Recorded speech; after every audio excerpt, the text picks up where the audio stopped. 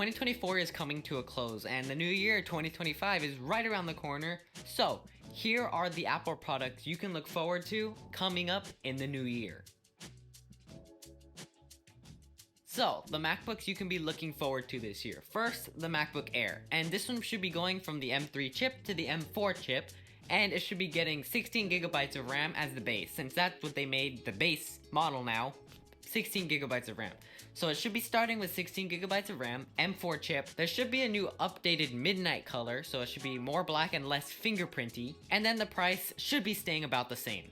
The Mac Pro and the Mac Studio are going to be getting an update this year, but only to the M4 chip. That's the only thing they're going to be changing really, nothing big, but the prices should be staying the same as they currently are right now. They should be updating the iPad this year, and the base one to the iPad 11th gen. This one should be getting either the A17 chip or the M2 chip. So those two chips they could be updating to. It will also be getting Apple Intelligence since it's getting either of those chips, and both of those chips support Apple Intelligence. It should be getting some new colors this year, and it should be updating to 8GB of RAM. So overall, just a normal yearly update for the iPad.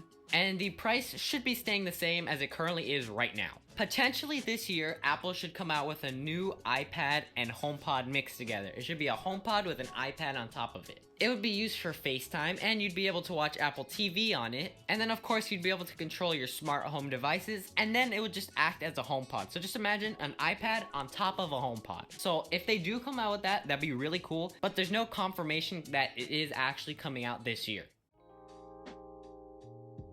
Apple should be coming out with a new iPhone SE this year. It should have a brand new look, so it should ditch the home button, which is a little sad but a much needed upgrade. It should switch to look like the iPhone 14, but with the camera of the iPhone 16. So imagine the design and the bezels and the notch of the iPhone 14, but the camera design of the iPhone 16. It should be getting Apple Intelligence, it should be getting the A18 chip, and it should be updating finally from Lightning to USB-C, which is a much needed upgrade.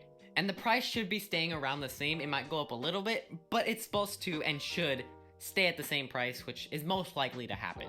Now, the entire iPhone 17 lineup. There's not really too many updates that we know of right now for the iPhone 17 Pro and Pro Max, but there's a couple coming out for the non-Pro models. First, it should be getting the always-on display. So the whole lineup, the iPhone 17 and the iPhone 17 Plus, should be getting the always-on display, which is a cool feature. And then the screen should finally be updating from 60Hz to either 80Hz or even potentially 120Hz, which that is a much needed update. There's no reason for these iPhone base models to have 60Hz refresh rate on their screens. The front camera or the selfie camera should be updating to 24 megapixels, so just overall better quality of the selfie camera. And the entire lineup should be getting the A19 chip, which yearly update, totally normal. And then finally, they're going to be coming out potentially with a new iPhone, the iPhone 17 Slim, which should be the slimmest iPhone ever, about 6mm thick. So cool new phone, but I don't know, doesn't seem like you need it too much.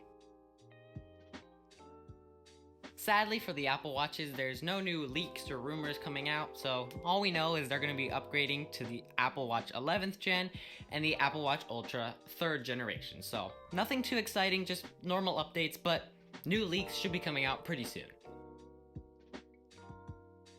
There are two new products that are coming out that don't really have their own category, but I'll just mix them together into the other section. The first one is the Vision Pro, and this Vision Pro 2 should be using cheaper materials, get the new M5 chip inside of it, and the price should be going down a lot, so it's no longer going to be $3,500. The second one is the AirTag 2, and this one's just going to be some minor updates. It should be getting a louder speaker, more accurate tracking, so you'll be able to find it in more precise places, and then the chip inside of it will allow you to get more precise locations, so they're going to be updating the chip inside of the AirTag. So 2025 is shaping up to be a pretty decent Apple update for all the devices in their entire lineup.